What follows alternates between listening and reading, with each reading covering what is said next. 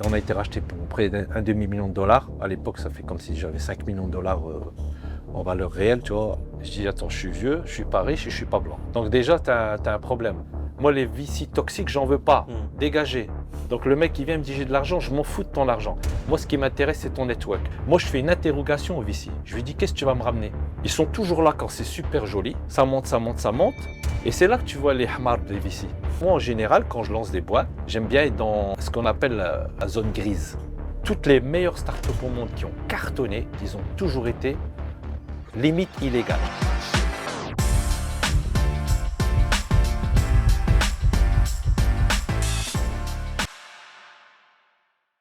Mourad, très content de t'avoir parmi nous sur ce podcast, d'autant plus que tu viens de Riyad. L'idée à travers ce podcast, donc nous on est très heureux de t'avoir parce qu'on a investi chez toi avec Sila Invest, donc on a investi 300 000 euros l'année dernière.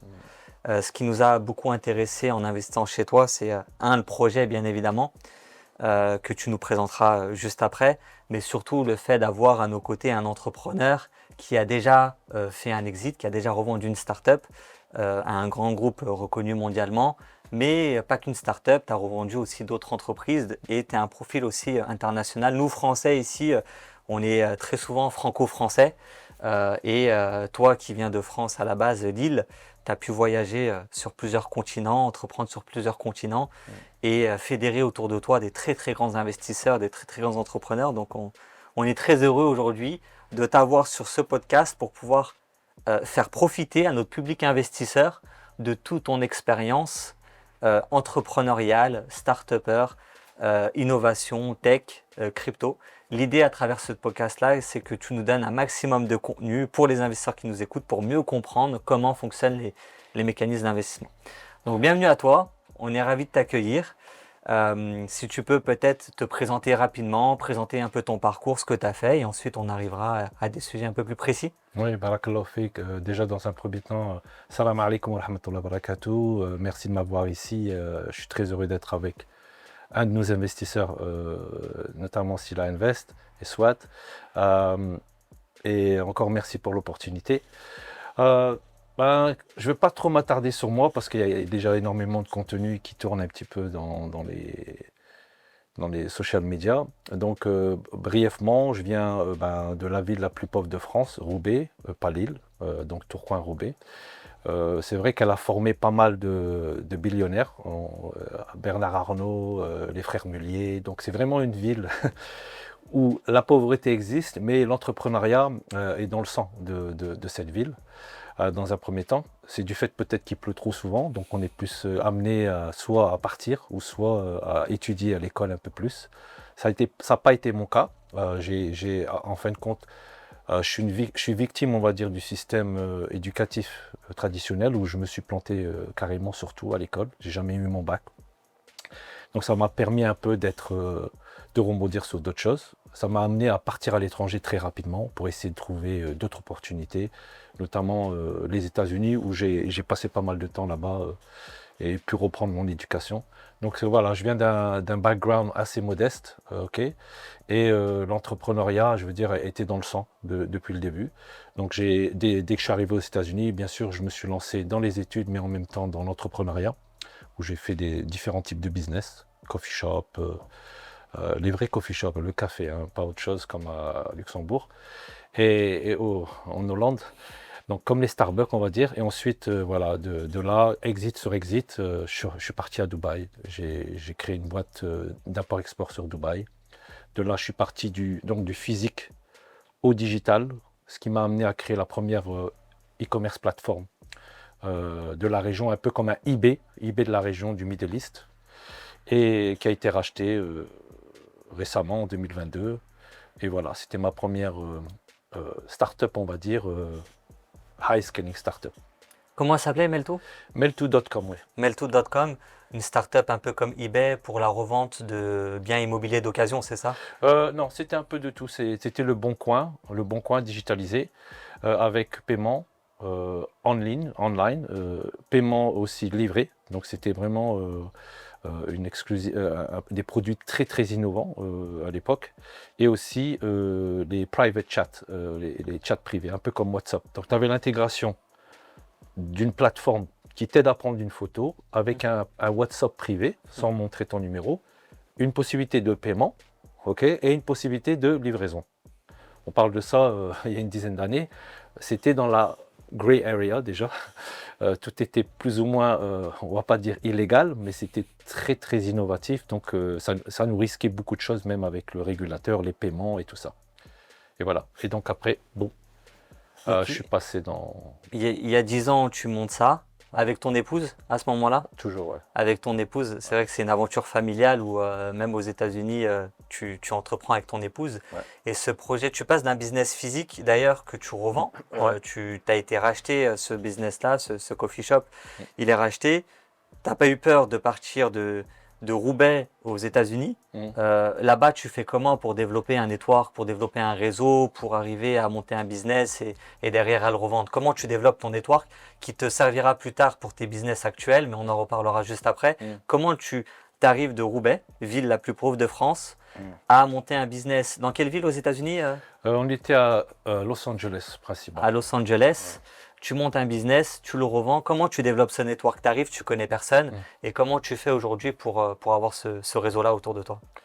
Ouais, très bonne question. En fait, aux États-Unis, bon, tout est plus ou dans les années, quand il y avait Black Blamber, là, 1998, la victoire de la Coupe du Monde des Français, on va dire. Donc les Français étaient populaires un peu au State. La bouffe française était populaire, italienne et tout ça aussi populaire. Donc en fait, moi j'avais travaillé dans la restauration, géré pas mal de restaurants. Je me suis fait virer pas mal de fois, donc j'ai pu apprendre un peu partout ce qui se passait. Et donc à Los Angeles, ouais, j'avais un network déjà d'amis qui avaient qui étaient dans le food and beverage, dans la bouffe en fait. Et donc très facilement, je trouvais un endroit où je peux opérer. Travailler, et de là, si tu veux, l'endroit était tellement pourri dans la hood, on appelle ça aux États-Unis, dans un quartier assez chaud, donc il fallait que je m'exporte un petit peu à l'extérieur de la banlieue, on va dire, et de préparer des plats assez sympas, pas chers, à une clientèle assez huppée, américaine. Et donc on a dû sortir des murs, des 4 murs, et commencer déjà ce que tout le monde fait maintenant aujourd'hui, le Deliveroo. Donc on livrait, on faisait des catering à l'extérieur, et de fil en aiguille, on a été connu par pas mal de producteurs et d'acteurs. Donc on faisait même des événements dans leur maison et tout ça. Donc c'était pas une boîte tech, mais on était déjà un peu ce que tu peux imaginer, Get Me a Chief, ou something like that, un cuisinier avec une app. Donc c'était un network comme ça. Donc les gens ils venaient, ils disaient tiens, on a entendu parler de vous et on aimerait bien voir telle personne et on aimerait bien voir votre cuisine. Donc c'était vraiment déjà la première nuit, elle était difficile. Avec moi et ma femme, on se retrouve dans une cuisine, on n'a pas de commande. Donc tu es là, tu attends au téléphone, il n'y a rien. Donc c'était challenging, tu vois. Donc j'ai dû aller dans les quartiers riches, déposer des flyers déjà, d'embêter les gens, et c'était un marketing gourou là, il fallait agresser les gens pour dire voilà, on peut vous livrer 24 sur 24. Et donc c'était déjà innovant.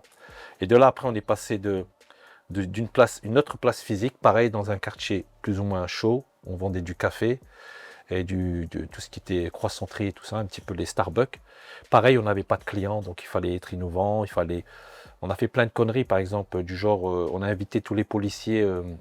À l'époque, on avait invité des policiers à venir avec leur voiture et avoir un café gratuit. Et ce qu'on leur avait demandé, c'est de mettre les lumières par rapport. Et on avait juste mis notre logo, Living Room, qui venait juste d'être lancé. En fait, les gamins, ils passaient en bus et en voiture et ils rentraient des quartiers chauds, parce que l'université est dans un quartier chaud, mais ils résident dans les quartiers huppés. Alors, t'es South Central, dangereux, l'université américaine, elle est là. La plus riche des États-Unis, ça s'appelle l'USC. Mais les gamins, ils retournent chez eux et ils passent par notre route. Et après, ils regardent, ils disent tiens, il y a un coffee shop qui est ouvert ici, qui est pas loin de notre campus. C'est le quartier chaud, mais ça a l'air d'être intéressant. Et il y a de la police, donc ça attirait un peu les gens. On a fait plein de trucs comme ça, des stands comme ça. Et après, moi, ce que je faisais, j'allais dans Starbucks, qui était dans l'université, et je leur disais voilà, Starbucks, il finit à 8h. Il termine à 8h, nous on est ouvert jusqu'à 3h du matin. Venez étudier chez nous, on a du café, on a de l'internet.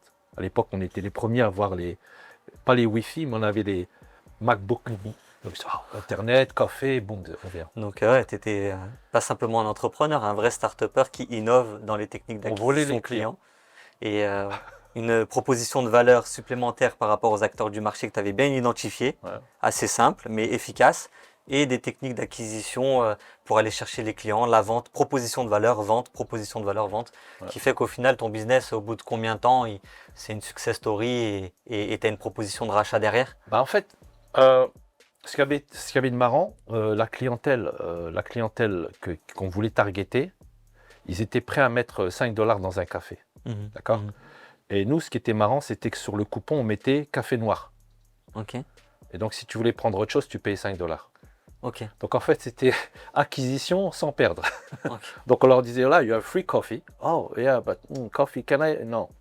Donc, en fait, c'était directement, tu leur donnais une gratuité. Ok. Et en même temps, en fait, ils jetaient le coupon et ils achetaient ce qu'ils voulaient. Ok, d'accord. Mais Ok. c'était toujours sympa de leur donner ce truc. Et une demi-heure gratuite d'Internet accès. Ok, donc tu as créé. C'était en quelle année ça? Tu crées ce lieu En vivant 2003. 2003, donc quelque chose quand même de novateur qu'on n'avait pas à l'époque, Ouais. avec Internet qui venait juste d'arriver, Ouais. tu crées cette ambiance-là. Donc tu es un peu dans le milieu de la tech, en plus à Los Angeles, aux États-Unis, tu développes ce network et tu décides ensuite d'aller aux Émirats, il me semble, avant d'aller à Riyad. Ouais. Donc en fait, voilà, on a été racheté après un an de succès, on va dire, on avait deux options. Soit on pouvait scaler et faire une franchise, et donc on était déjà approché par des grands groupes pour scaler. Mais en fait, moi, mon objectif, c'était de partir des States. Je m'en foutais de faire plus de fric. On m'a demandé, on a été racheté pour près d'un demi-million de dollars. À l'époque, ça fait comme si j'avais 5 millions de dollars en valeur réelle, tu vois. À mon âge, c'était nickel.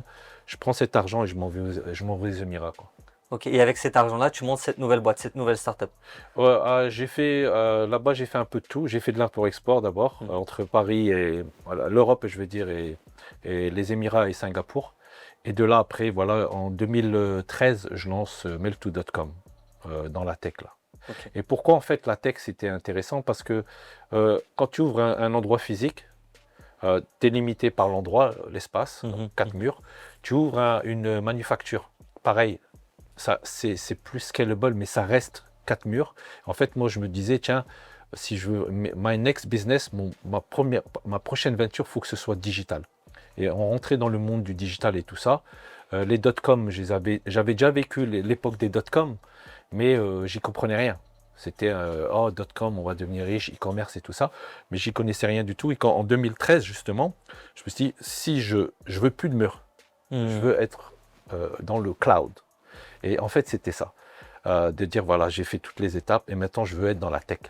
Et c'est vrai que tu n'as plus de mur.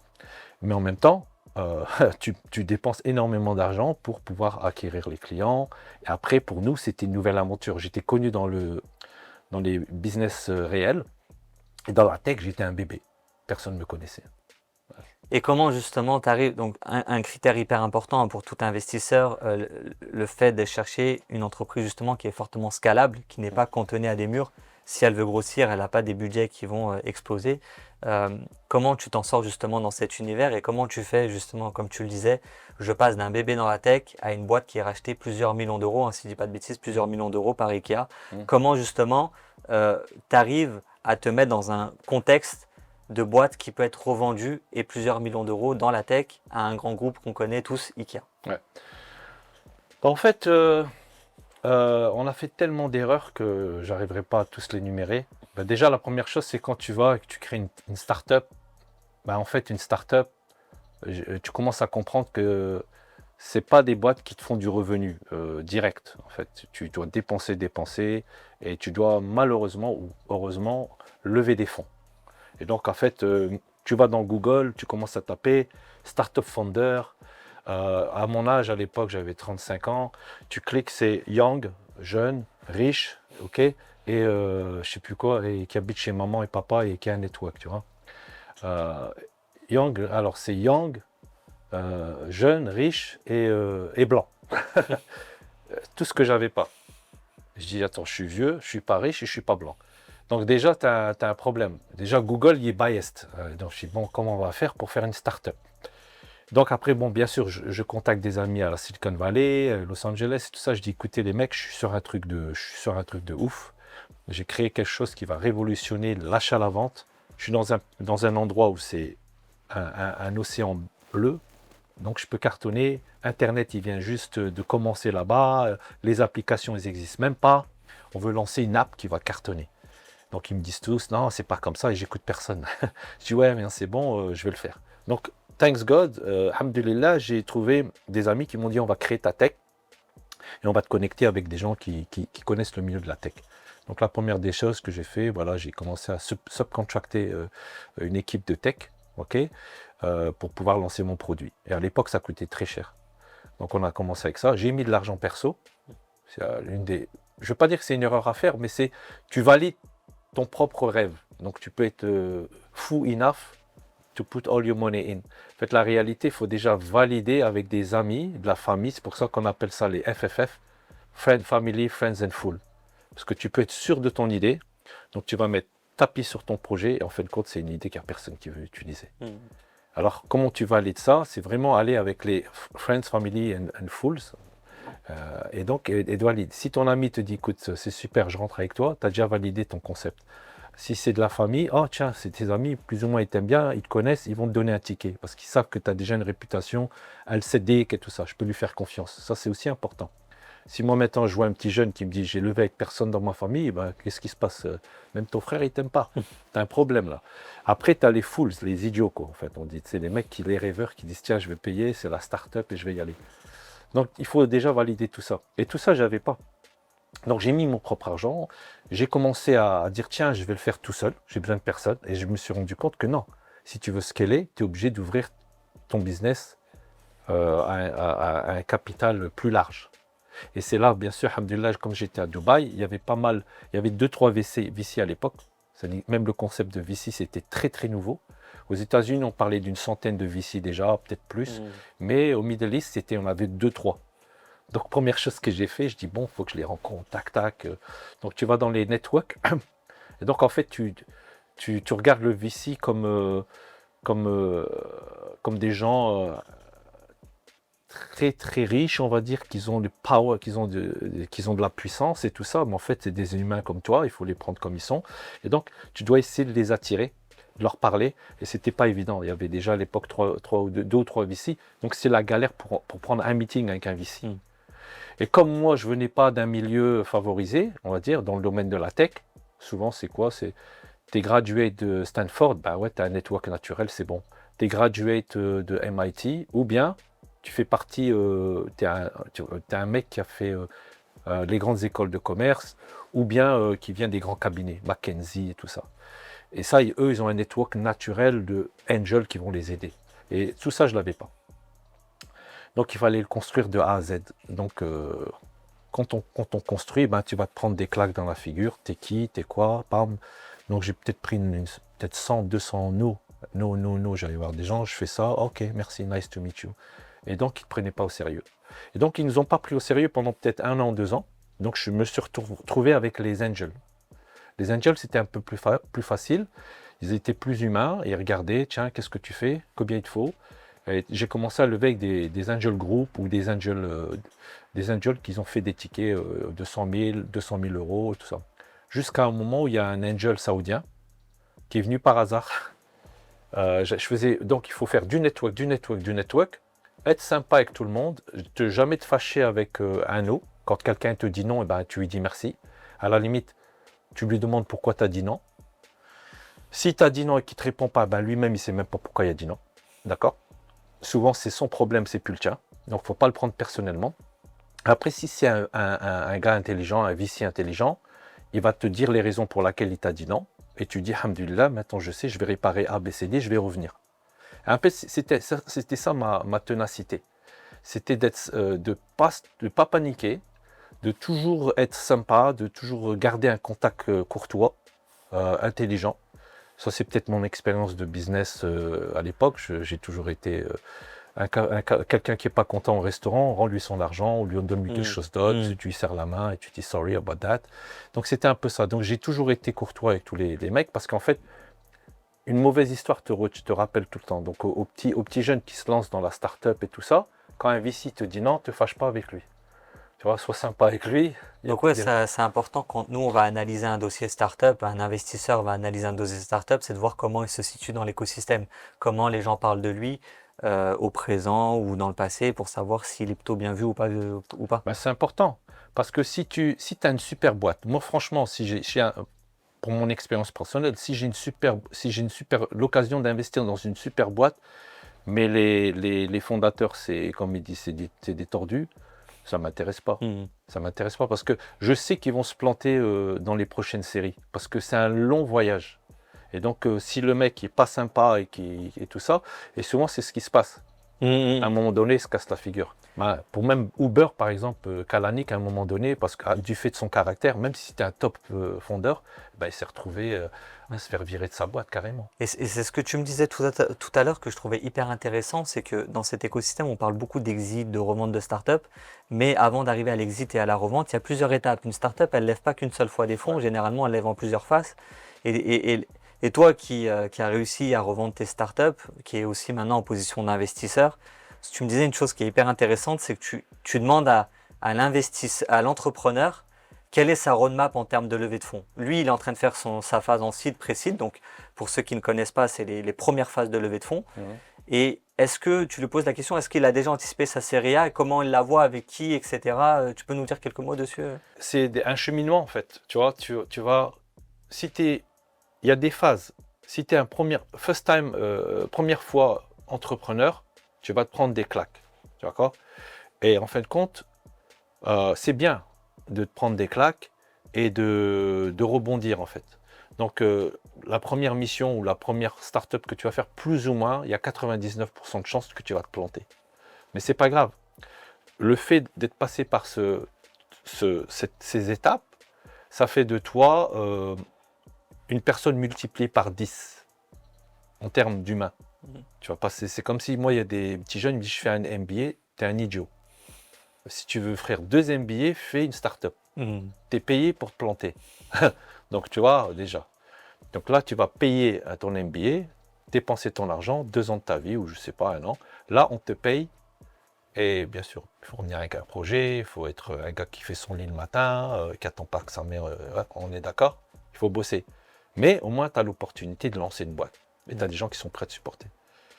Parce qu'en fait, ça va te donner ta première étoile. Là, on n'est pas loin des stations de ski, là, à Lyon. Le flocon, là, tu sais.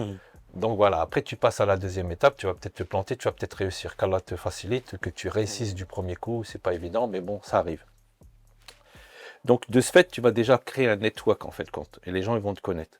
Donc, la deuxième étape, c'est bon, maintenant, tu as commencé à faire quelque chose, tu as créé un network, donc ça devient un peu plus facile, tu vois, de connecter, de rencontrer des gens, de demander à des gens de te donner des rendez-vous parce que tu as créé un network. Donc, cette étape-là, elle va être un peu plus facile, tu vois. Tu viens avec un bagage, tu vois. Tu es dans le circuit un petit peu. Et les gens, ils aiment aider les gens qui sont dans le circuit. Et donc, en fin de compte, avec ce que tu as appris, normalement, tu dois capitaliser. Même si tu es un deuxième fois entrepreneur, quand tu relances une idée, tu dois te dire, tiens, l'exit, bah, c'est ce que tout le monde veut, mais avant l'exit, quel est mon plan? Avec le network que j'ai créé, tiens, moi je vais lever avec des angels ou un angel group, je vais arriver à la pré-série A. Là, il y a tel ou tel VC que je connais qui est intéressé à telle série A et qui aime bien ce genre de tech. Donc déjà, dans ton pipeline, tu vas dire Vision Venture, Ride Venture, il est spécialisé en e-commerce. Donc moi, par rapport à mon expérience, j'arrive déjà à localiser tous les gars. Et je les appelle très tôt. J'attends pas que je suis déjà dans la série. Je dis, Omar, je fais ça. Ça t'intéresse? Oh, update me. Donc je le garde dans le couloir. Tac, j'ai dit, c'est bon, celui-là, je l'ai de côté. Dès que j'arrive à série A, je sais qu'il est prêt à me mettre 10 millions. Et tu continues. Après, tu dis, tiens, Sanabil, c'est eux qui font des chèques à 50, 100 millions. Je suis à la série B, tu vois. Et après, tiens, pourquoi? Parce que Sanabil, ils ont une vision. Ils sont passés par l'e-commerce, sont passés par la fintech. Maintenant, ils regardent la blockchain, la crypto. Boum. Ça, c'est méga. Après, tu dis, bon, qui sont les gars après eux? Et donc, dans le Sanabil Network, tu vas dire, bon, moi, du fait que je suis bien connecté avec Singapour, le Silicon Valley, boum, je regarde un VC qui m'intéresse. J'y tiens, ce VC-là, il a investi dans ma startup, il vient très tôt. Mais je sais qu'il connaît Elon Musk, je sais qu'il connaît Brian Armstrong de Coinbase, tous les gars avec qui j'ai envie de m'asseoir et prendre un café, dire tiens, je veux lever 100, 200 millions. Tu comprends? Tu as un pipeline. Donc, il faut prendre, moi, ce que je dis à chaque fois, faites le ménage, essayez linéairement qui va être le prochain round, d'accord?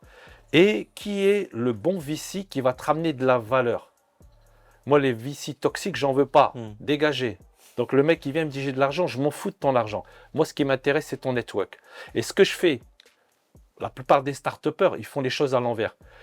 Donc, ils ont peur de parler au VC. Ils ne posent pas de questions au VC. Moi, je fais une interrogation au VC. Je lui dis, qu'est-ce que tu vas me ramener? C'est quoi ta valeur? Est-ce que tu vas me connecter avec ABCD? Donc, c'est moi qui leur fais une Didi. Eux, ils me font une Didi. C'est normal. Maintenant, laisse-moi faire ma Didi. Donc, moi, quand je m'assois avec des VC, il ne faut pas avoir peur de leur dire, bon, ben voilà, on a discuté, maintenant, tu veux me donner ton fric. Qu'est-ce que tu vas me ramener? Si moi, je t'appelle, parce que les VC, en général, ils me font marrer. Ils sont toujours là quand c'est super joli. Ça monte, ça monte, ça monte. Et c'est là que tu vois les hamars des VC. Je suis désolé. Dès que tu es... En fait, moi, je suis de nature. Si j'ai un problème, si j'ai pas de problème, je m'en fous. J'ai pas besoin de te dire, alhamdoulilah, mais j'ai pas de problème. Mais je vais t'appeler quand j'ai un problème. Et c'est là que tu vois les VC intelligents. Tu envoies un email, tac, tac, tac. Hey, on a fait une grosse bavure, on fait ça, ça, ça. Et tu vois, mais pourquoi? Comment là? Et là, ils disparaissent. Ils répondent plus. Là que tu élimines.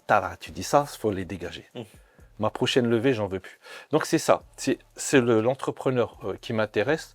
C'est celui qui va me dire, je suis connecté, j'ai fait ça. Et de faire ta Didi sur les VC qui vont investir. D'accord? Quand tu m'as approché, soit je me suis rappelé, je lui ai dit, c'est quoi ta valeur? Tu m'as dit, c'est ma communauté. Et je dis, ça m'intéresse. Et c'est là que je me suis dit, moi, à cette époque-là, et au moment T où on s'est rencontrés, je dis, voilà, Sila Invest, il va me ramener ce que je veux. Il va me ramener une clientèle qui va utiliser mon produit. C'est ça que j'ai trouvé hyper intéressant, c'est que dans l'opération qu'on a faite ensemble, je suis venu te voir à Riyad, on a passé une semaine ensemble à Riyad, on est allé jusqu'à dans le désert, on a fait beaucoup de choses ensemble. Et toute la discussion, ça a été bien sûr pour moi de bien comprendre ce que tu fais, de faire mon analyse, mais aussi pour toi de bien comprendre ce que je vais t'apporter. Et c'est là où j'ai trouvé hyper intéressant, c'est que tu as cette vision globale et tu arrives à prendre de la hauteur et de te dire, là, je ne fais pas juste rentrer de l'argent. Il y a beaucoup de start-upers, je vais faire rentrer de l'argent, j'ai besoin d'argent et ils pensent argent. Toi, l'investisseur qui rentre chez toi, il fait partie de ta stratégie de développement et opérationnelle. Sila Invest, ça me permet de toucher un marché français, francophone, que je touche déjà, mais que je toucherai beaucoup plus en travaillant avec Sila Invest. D'où le fait, parce que tu as beaucoup d'investisseurs qui couraient, on va y arriver assez rapidement à Takadao, The Live DAO. Mais avec les succès que tu as eu dans le passé, au final, c'est des investisseurs qui viennent à toi et tu n'as même plus besoin d'aller vers eux. Et c'est ce que je trouve hyper intéressant avec Takadao. Maintenant, peut-être tu peux la présenter et ensuite on va rentrer dans... Ouais, en fait, voilà, donc c'est toujours entretenir, comme je dis, le channel of discussion, rester tout le temps terre à terre. Et du fait que notre communauté, souvent, on n'a pas ce background, ce network, reach out, parlez avec les autres entrepreneurs, soyez sympa avec les autres entrepreneurs, d'accord? Parce que c'est aussi des gens qui vont vous ouvrir des portes. Et bien sûr, d'être courtois avec les venture capitalistes. Quand un VC te dit non, t'énerve pas, tu vois, c'est peut-être même pas pour toi qui dit non. Après, bon, voilà. Donc, nous, quand on a voulu le défendre, même pour LiveDAO, même Takadao, eh ben, on a pris des claques de partout, encore une fois. Malgré que j'étais un deuxième time entrepreneur, et en fin de compte, j'avais fait la liste de tous les gens que je voulais pas déjà. Tu vois, pour pratiquer mon pitch, je dis celui-là, j'en veux pas du tout, mais je vais lui parler. Et parce que je connais leur mentalité, c'est des peureux, ils n'aiment pas l'innovation trop, il faut rester dans les cases, il faut créer une start-up, un copier-coller. Souvent, surtout dans le Middle East, ils aiment bien. Qu'est-ce qui a marché aux États-Unis? On va le répliquer au truc, ramène-moi ça. Donc moi j'avais souvent, après mon call, il me dit, mais Mourad, t'étais dans l'e-commerce, écoute, allez, tu veux 100 millions dans l'e-commerce, je te donne tout de suite, vas-y, relance un e-commerce plateforme. J'ai dit merci, barakallahu fik. Je reparle un autre, on lui pitch, fintech, blockchain, crypto. Mourad, t'avais Melto.com, là il y a une nouvelle version que tu peux lasser. Voilà, le gars n'a rien compris. Je raccroche. Donc en fin de compte, même ceux qui étaient dans les fintech, ils n'étaient pas trop intéressés. Et des amis, hein, ils m'ont tous dit non. Ah, pourquoi? Bah, parce que moi, en général, quand je lance des boîtes, j'aime bien être dans ce qu'on appelle la gray area, la zone grise. Je pars du principe que si c'est régulé, ben, il y aura trop de compétition, c'est pas intéressant. Toutes les meilleures startups au monde qui ont cartonné, en fin de compte, ils ont toujours été limite illégales. D'accord? Gray area, black area. Yassir, pendant des années, même Yassir, il est encore illégal en Algérie. À l'heure où on parle là, Yassir, il est not allowed. Il fait quoi, Yassir? Yassir, c'est Uber de l'Algérie. D'accord, ok. Et normalement, il n'y a pas le droit de prendre ils vont m'attaquer peut-être en justice, là, ma'alish, salam alaikum. Il n'y a pas le droit de prendre des personnages, des humains. Il y a le droit que de distribuer des packaging. Ok. Bon, si elle a changé sa licence, je ne sais pas. Mais normalement, il est encore illégal. D'accord? Uber, c'était pareil, interdit. Donc, ils sont entrés dans la zone grise, ils ont été interdits en France, après, maintenant, c'est légal. Qu'est-ce que ça veut dire? L'innovation se crée que dans la zone grise. Il faut laisser les régulateurs te réguler après. Une fois que tu as créé un mass market, c'est ça. Et c'est là que tu crées de la vraie valeur pour des startups. Et c'est là que je m'engage, moi, personnellement, à créer des startups. Je n'ai pas envie de refaire un e-commerce, je n'ai pas envie de refaire une manufacture, un truc bidon. Je veux vraiment être dans les technologies qui perturbent, disturbing, comme ils disent. Donc, aller chercher de l'argent chez des VC, qui ont une vision, et de te dire, tiens, j'aime bien ce que tu fais. Et là, en fin de compte, alhamdoulilah, tu vois, en étant tenace, et il y en avait avec qui j'avais refusé de l'argent parce que je dis, celui-là, il va m'embêter. Et il va me ramener aucune valeur. Il va me mettre de l'argent, il va me mettre les 1, 2, 3 millions, mais il va me casser la tête parce que ma vision, il ne comprend rien de la blockchain, il ne comprend rien de la crypto, il va toujours me dire, ouais, mais attention, est-ce que tu as parlé au régulateur, est-ce que tu as fait ça? Habibi, il n'y a pas encore de régulation sur tous ces domaines-là, la DeFi. Donc, il va m'embêter. Même si c'est un ami, je lui dis, écoute, merci, je ne vais pas prendre ton argent. Rabbi m'a ramené Team Draper. Mais peut-être juste avant d'arriver à Ouais. Team Draper, que tu puisses préciser c'est quoi Takadao. Ah ouais. Parce que Ouais. pour ceux qui nous écoutent, qui comprennent bien, Ouais. maintenant, ta nouvelle boîte sur laquelle tu travailles, sur laquelle on a investi, c'est Takadao. Takadao, le LiveDAO, ok. Voilà. Alors, Takadao, le LiveDAO. Alors, Takadao, c'est une boîte, en fait, technologique qui crée des blockchains, ok, qui crée une blockchain pour faire les assurances. En fait, on avait démarré avec les assurances décentralisées. Qu'est-ce qu'on avait dit? On avait dit, ben, c'est simple. On a des concepts dans l'islam qui sont le concept de takaful, ok? Et les concepts de takaful, c'est quoi? C'est des personnes qui mettent de l'argent ensemble. Ces personnes mettent de l'argent ensemble et ces fonds en fait sont mis dans un fonds, ok? Et on voulait tokeniser ce fonds, blockchainiser ce fonds et faire en sorte qu'il y a un contrat intelligent qui gère ce fonds pour ces personnes, d'accord? Donc nous, l'innovation, c'était quoi? Créer des contrats intelligents avec des coffres-forts qui vont fermer les fonds ensemble et protéger ces personnes, d'accord? Des fonds d'assurance collectifs. Et on a évolué, donc quand les gens ils ont commencé à voir l'intérêt de ce fonds, ils ont dit tiens c'est intéressant, mais nous on est plus intéressés aussi dans les investissements. Donc Takadao a lancé un produit qui s'appelle le LiveDAO, No Bank. Le LiveDAO No Bank, en fait, qu'est-ce que c'est? On a créé une communauté qui se rejoint sur une thématique très intéressante qui est la blockchain et la crypto. Donc on éduque un peu les gens dans ce domaine-là. Et on a créé en fin de compte un DeFi, un wallet décentralisé, donc un coffre-fort décentralisé qui permet aux gens de déposer des fonds en stablecoin, USDC, et de pouvoir les investir dans les pools d'investissement qu'on a créés. Donc on appelle ça le LiveDAO No Bank, où les gens vont devenir membres, donc c'est un club privé, on ne prend pas tout le monde. Les gens rentrent dans ce club, ils ont eu l'occasion d'avoir un compte décentralisé avec nous, DeFi, qui est automatiquement fait pour eux, sans nécessairement comprendre la crypto. Ensuite, on a des petites sessions pour leur expliquer ce que c'est. Et après, de ce côté-là, on a réussi à faire les investissements qui génèrent 4 à 6% de yield halal généré sur la crypto, encore une fois. Et on te donne aussi une carte crypto fiat qui te permet de dépenser ta crypto comme du cash n'importe où Visa est accepté. Et là, dernièrement, on va lancer aussi un pool d'investissement collectif où les gens pourront s'entraider collectivement, tout ça géré dans les contrats intelligents et dans la blockchain. Je veux réparer par exemple ma maison, j'ai besoin de 10 000 € de prêt. je vais pouvoir faire appel à la communauté. Comme j'ai déjà été KYC, anti-money laundering et tout ça, et que je fais partie du club, je peux pouvoir faire une demande, déposer un collatéral, d'accord, et faire appel à la communauté de me donner ce crédit à 0% d'intérêt. Comment on fait de l'argent? Ben, nous, c'est simple. De LiveDAO communauté, on est aussi des membres de cette communauté. On prend Takada, en fin de compte, l'entité Takada, on prend 20% de tous les dollars qui rentrent dans le fonds. OK, et après, tout le reste à repartir à la communauté. C'est un peu le concept qu'on a créé. Donc, on est, on va dire, au niveau légal, la DeFi, la Decentralized Finance, la finance décentralisée, elle est dans la zone grise. La loi MiCA est sortie et tout ça. Tout ce qui est wallet centralisé, ils sont régulés. Nickel. En ce qui concerne ce qu'on fait, c'est encore le black box. Ils ne savent pas encore. Donc, la légalité, elle est...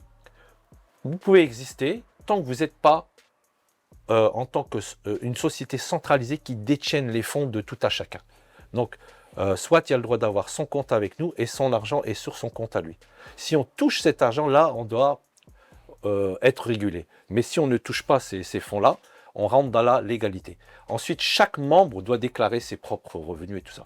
Donc, au niveau technologique, on a créé la tech. Les gens peuvent utiliser, investir, payer en fiat, crypto, ils peuvent faire ce qu'ils veulent. Mais en termes de légalité, c'est à tout à chacun de déclarer ses bénéfices quand vous faites des bénéfices sur les plus-values des cryptos. Voilà. C'est là, toi, ce que tu me disais, dans ta position d'investisseur, tu veux chercher les projets qui sont dans cette zone grise parce que c'est là où on innove. Mais l'idée, c'est qu'à un moment donné, ça soit bien structuré légalement. Mais c'est là où on va chercher les entrepreneurs qui sont un peu fous et qui vont créer les innovations de demain qui sont aujourd'hui complètement naturelles. C'est là où on va trouver les vraies pépites et on peut aller chercher peut-être des super retours sur investissement. Et c'est d'ailleurs pour ça qu'aujourd'hui, donc, il y a cette notion de zone grise, mais derrière, c'est comment l'entrepreneur il va entreprendre justement dans cet écosystème-là. C'est pour ça qu'il y a un deuxième critère qui est très important, c'est c'est l'entrepreneur, pardon. Investir sur la bonne personne, c'est aussi un critère que toi tu regardes beaucoup. Ouais, en fait, dans les cercles d'investisseurs et tu vois, des angel group et tout ça, déjà, c'est bien d'être entouré de personnes, un peu ce que tu fais, tu vois, qui investissent ensemble collectivement. Parce qu'il y a énormément de travail à faire. Tu vois, il y a la due diligence et tout ça. Donc, c'est bien de passer par Scylla Invest et tout ça, parce qu'il y a une due diligence qui est faite. Ensuite, au niveau personnel, tu vas être amené des fois à investir avec Scylla ou des fois à aller investir peut-être en direct. Il faut avoir quand même des critères de sélection. Déjà, l'investissement dans les non-disclosure, l'investissement dans les startups, c'est l'asset la plus risquée au monde, d'accord? Donc, faire attention, quand vous voulez investir dans des startups, n'investissez pas l'argent du frigo, l'argent du collège des enfants, ou bien même le fonds de sécurité, ils appellent ça le badland de sécurité. Vous savez, donc déjà, ça doit être le dernier secteur dans lequel, après que vous êtes passé par des conseils en gestion de patrimoine, c'est le dernier secteur qu'il faut regarder, d'accord? Parce que c'est de l'argent à haut risque. Une fois que ça c'est bien compris, cet argent à haut risque, regardez le montant que vous voulez alloquer à ce genre d'entreprise. Une fois que vous avez bien déterminé votre fonds, restez shadid sur vos positions, strict sur vos positions. Si j'ai 100 000 euros, je vais faire des tickets à 10 000 euros. Et c'est tout, je ne vais pas mettre plus, je ne vais pas me prendre la tête. Bon, si des fois il y a un produit exceptionnel qui vous intéresse, un fondeur exceptionnel, là je peux double. Mais restez un peu dans cette je veux dire, strict rules, on va dire, des rules assez stricts. Après, bien sûr, il y a des feelings. Donc, moi, personnellement, comme je dis, il y a 3 choses qui sont importantes quand tu investis dans une startup. C'est l'endroit où la personne va lancer. Pourquoi? Parce que le market opportunity, ça a été une grosse, aux États-Unis, big deal, tu vois. L'Europe, c'est 400 millions de consommateurs, tu vois. Des endroits déjà. Donc, location c'est très important. Tu vas aussi regarder, bien sûr, le produit. Déjà, ça doit être un produit innovant personnellement, moi, j'aime bien la gray area. Dès que c'est un autre improvement dans le AI ou un gars qui va rajouter une petite valeur, j'y suis là Il n'y a aucune barrière à l'entrée. Il va y avoir des milliers de compétiteurs. J'ai rien à faire dans ce genre de business. Donc, je vais dire non tout de suite et je vais dire pourquoi. Je vais dire, tu as une dizaine de compétiteurs qui vont arriver. C'est quoi ta protection? What is your value proposition? Tous ces trucs-là. Donc, déjà, il faut comprendre déjà si le produit et la personne a réfléchi à toutes les problématiques, comment il va protéger son idée. D'accord? Ok, donc on appelle ça special value proposition qu'il a. Et après, voilà. Donc moi, j'aime pas trop ce genre de business. Je préfère regarder les business qui sont un peu innovants, perturbateurs. Il va venir, il va dire, j'ai créé un protocole, j'ai fait ça. C'est pas encore légal, tu vois, c'est encore ceci, cela. Et c'est là que ça devient intéressant pour moi. Et je dis, tiens, je vais mettre un ticket et je m'en fous, tu vois. S'il cartonne le mec, c'est bien, il cartonne pas. Donc il a une idée déjà en béton. D'accord? Mais ce n'est pas vraiment l'idée en elle-même qui va vraiment faire la différence. Je vais regarder après l'entrepreneur. Et là, je le cuisine, tac, tac, tac, tac. Et j'ai envie d'avoir son histoire personnelle. Tu sais, ça peut être, j'ai vendu ça à l'école, j'ai fait ça. Je ne regarde pas nécessairement qu'il a fait une exit, deux exits. Là, c'est fini. Ces mecs-là, ils ne parlent même pas avec toi. De toute façon, ils ont déjà levé. Ils ont déjà leur network. Donc, les premières petites pépites comme ça, tu vas regarder un peu sa ténacité, sa façon de rien lâcher, d'être toujours, tu vois, entre push and pull. L'entrepreneur, il doit avoir les deux. Il doit pousser et pouler. C'est-à-dire qu'il doit garder un bon caractère à tout moment et sa façon à never give up. Le gars, il ne va jamais arrêter. Et l'entrepreneur je sais que quand il se lance, il a brûlé le bateau. Il ne retourne plus dans la rive A. Il va de la rive A à la rive B. Le mec qui a tout brûlé. D'accord? Et là, tu dis, tiens, le mec, il a abandonné son boulot.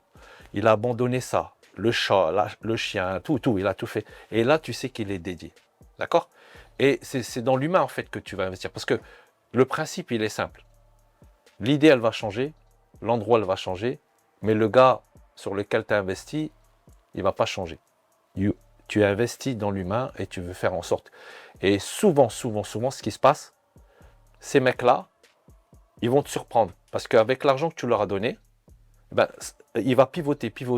À un moment donné, il va te dire, tiens, ce qu'on faisait, c'était nul. Là, on a trouvé la sauce. Et là, boum, il vient avec quelque chose de tout nouveau. C'est un peu ce qui s'est passé avec l'équipe Slack, l'histoire dont je t'ai shéré plus tard, avant. En fait, les mecs, ils étaient en train de créer un jeu, un vidéo game. Ils avaient reçu 10 millions de dollars de Axel et de Anderson Horowitz. Et à un moment donné, ils avaient dépensé les 9 millions. Il leur restait plus qu'1 million, je pense. Et donc, ils vont revoir Axel Venture et Anderson. Ils m'ont dit, tiens, il ne reste qu'1 million de dollars. On s'est planté.